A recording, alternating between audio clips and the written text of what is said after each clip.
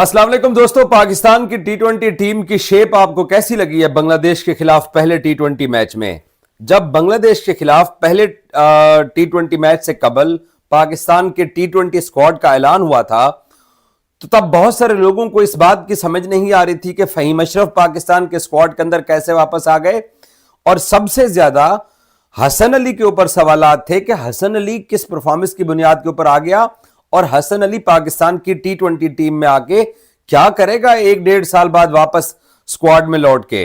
तो बहुत सारे ऐसे सवालात थे। हसन अली क्योंकि पाकिस्तानी टीम को रिप्रेजेंट आयरलैंड के खिलाफ कर चुके थे तकरीबन एक साल पहले, लेकिन जब उनका टीम में नाम आया तो बहुत सारे लोगों ने सवालात उठाए।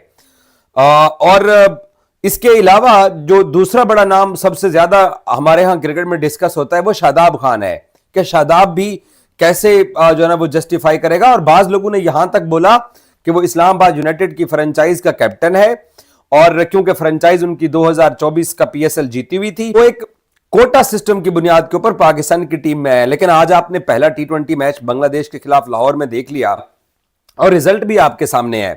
पाकिस्तान ने पहला टी20 मैच 37 रन से जीता है। मैं शादाब के 2 विकेट का पहले इसलिए जिक्र कर रहा हूं क्योंकि शादाब ने बैटिंग भी की और साथ उसने जब विकेटें लेने की बारी आई तो उसने अपने कप्तान को 2 विकेटें भी लेके दी हैं। और हसन अली के जो 5 आउट हैं वो तनकीद करने वाले, वो हसन अली की परफॉर्मेंस और हसन अली की सिलेक्शन के ऊपर सवाल करने वाले जो लोग हैं, मुझे यकीन है किसी न किसी हद तक उनको भी इस बात का सरप्राइज मिला होगा कि हसन अली ने बांग्लादेश के, हालांकि बांग्लादेशी बैटर्स ने 200 का जो टारगेट वो चेज करने जा रहे थे उसके पीछे वो गए, 37 रन से वो मैच आ रहे हैं, लेकिन उसके बावजूद हसन अली के जो 5 आउट हैं वो परफॉर्मेंस, वही तो जरूरत थी आपको टी20 क्रिकेट में, आपका कोई एक बॉलर इस तरीके से परफॉर्म करता है। पहली इनिंग्स पे मैं आता हूं।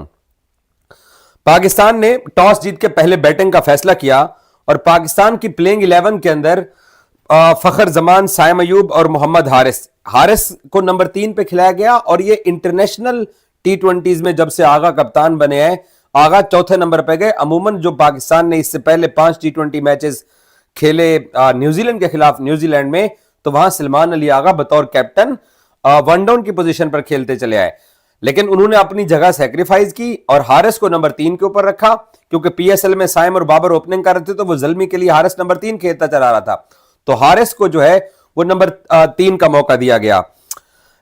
उसके बाद हसन नवाज प्लेइंग 11 में थे, शादाब थे, खुशदिल शाह थे, इरफान नियाजी नहीं थे, फहीम अशरफ, हसन अली, हारिस रऊफ और इब्रार अहमद प्लेइंग 11 पाकिस्तान ने बैलेंस बनाई है।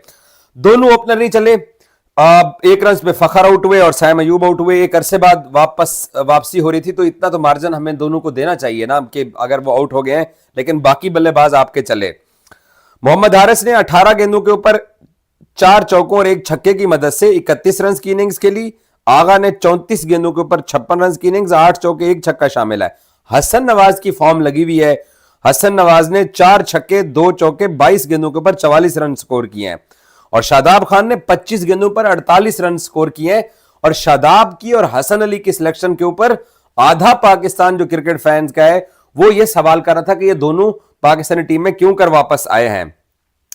फहीम अशरफ ने 11 जो है ना वो रन स्कोर किए हैं, एक उन्होंने छक्का भी लगा दिया। खुशदिल जो है ना वो सिर्फ 5 रन स्कोर कर सके, तो पाकिस्तान ने 201 किया। जवाब में जब हमारी बॉलिंग की बारी आई तो बांग्लादेश की 100 रन के ऊपर जाकर तीसरी विकेट गिरी। जब उनके 2 विकेट 37 पे गिरे हुए थे तो एक तरह से लग रहा था कि शायद इनिंग्स को वो बिल्डअप कर रहे हैं, लेकिन लिटन दास जब आउट हुआ तो फिर मैच पाकिस्तान के हक में आ गया। फहीम अशरफ ने 3 ओवर में 18 रन दिए हैं, 1 विकेट है। हसन अली ने 3.2 ओवर्स के अंदर 30 रन देकर 5 विकेटें ली हैं और अपनी वापसी को प्रूव किया है। और उसने जब फाइफर मुकम्मल किया तो उसकी खुशी जो थी वो देखने वाली थी, क्योंकि उसकी सिलेक्शन के ऊपर बहुत एतराज भी हुए और फिर एक अरसे बाद जो कि कम बैक करता है तो वो फिर ऐसे कम बैक करता है। इब्रार को 4 ओवर 35 में विकेट कोई नहीं मिला। हारिस रऊफ को 3 ओवर 36 में कोई विकेट नहीं मिला। शादाब को 4 ओवर 26 2 48 रन भी किए और बेहतरीन स्ट्राइक रेट के साथ किए और फिर उसने 26 के साथ 2 विकेटें भी ली हैं। खुशी को 1 ओवर में 6 रन पड़े, 1 विकेट है और एक सलमान अली आगा को 12 रन पड़े और 1 विकेट है। ओवरऑल विकेट लेस रहे इब्रार और हारिस रऊफ, लेकिन बाकियों की परफॉर्मेंस बहुत बेहतर रही और पाकिस्तान ने पहला टी20 मैच बड़े बेहतर तरीके से जीत लिया है। अब मैं आपको एक और बात यहां पे करना चाहता हूं। ये आज जो पाकिस्तान टीम इंतजामिया की तरफ से टॉस के टाइम रिपोर्टर्स के साथ जो पाकिस्तान की टीम की जो शीट शेयर की गई है, उसमें आप बेंच के ऊपर इरफान नियाजी बैठे हुए हैं, उनको टी20 के अंदर मौका नहीं दिया गया। अब्बास अफरीदी ने हसन वसीम जूनियर को रिप्लेस किया है, वो भी पहला टी20 नहीं खेले। साहबजादा फरहान को पाकिस्तान ने मैदान में नहीं उतारा। साहबजादा फरहान को कल तक ये इत्तला थी कि दो लेफ्टी ओपनर में से शायद एक खेलेगा और साहबजादा खेलेंगे, लेकिन फिर मैच से थोड़ा पहले साहबजादा को मैदान में नहीं उतारा गया। हुसैन तलत को भी मैदान में नहीं उतारा गया क्योंकि ऑब्वियसली नीचे जगह नहीं थी उनकी। और फिर पेसर्स में अब नसीम शाह हारिस रऊफ को रिप्लेस करते हैं या किसको रिप्लेस करते हैं, क्योंकि हारिस रऊफ की परफॉर्मेंस एक ऐसी थी जिससे लग रहा था कि उनको कोई ज्यादा मदद नहीं मिली है।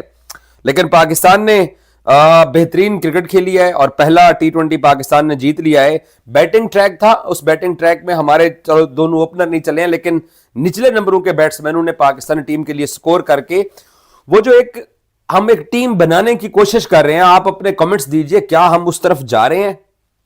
क्या हसन अली के ऊपर हमें लंबे अरसे तक के लिए इन्हिसार करना चाहिए? वो अपनी इस परफॉर्मेंस को इसी तरीके से बरकरार रख पाएगा? और बॉलिंग ऑलराउंडर फहीम अशरफ का टी20 के अंदर होना कितना फायदेमंद है। आज उनसे उनके बैट से एक छक्का लगा, लेकिन उसने डिसिप्लिन के साथ बॉलिंग भी की है और फिर उसने पहला ओवर भी पाकिस्तान के लिए किया है। हसन और हारिस रऊफ को हमने नीचे रखा। तो ओवरऑल आप जो पाकिस्तान ने टी20 टीम बनाई है, अब साहबजादा यहां पर कहां पे हम फिट करें और नसीम शाह को इस प्लेइंग 11 में कहां पे फिट करें, ये एक सवाल है जिसका मैं चाहता हूं कि आप क्रिकेट फैंस जवाब दीजिए। बहरहाल न्यूजीलैंड में 4 टी20 मैचेस हार के एक टी20 वहां से जीते थे सलमान अली आगा बतौर कैप्टन। अब एक नई टी20 सीरीज है और एक तरह से कुछ प्लेयर्स को वापस लिया गया है, कुछ को बाहर बिठाया गया है। तो पाकिस्तान अपनी एक तरह से अपनी एक विनिंग कॉम्बिनेशन को सेट करने की कोशिश कर रहा है विदाउट बाबर, रिजवान और शाहीन। और बाबर और रिजवान और शाहीन के बाद पाकिस्तान एक टी20 मैच, उसमें खैर शाहीन थे जो कि हमने ऑकलैंड में जीता हसन नवाज की सेंचुरी की बदौलत अगेंस्ट न्यूजीलैंड। अब आप मुझे यह बताइए कि बाबर, रिजवान और शाहीन की अदम मौजूदगी में आज आपको पाकिस्तान की परफॉर्मेंस कैसी लगी है?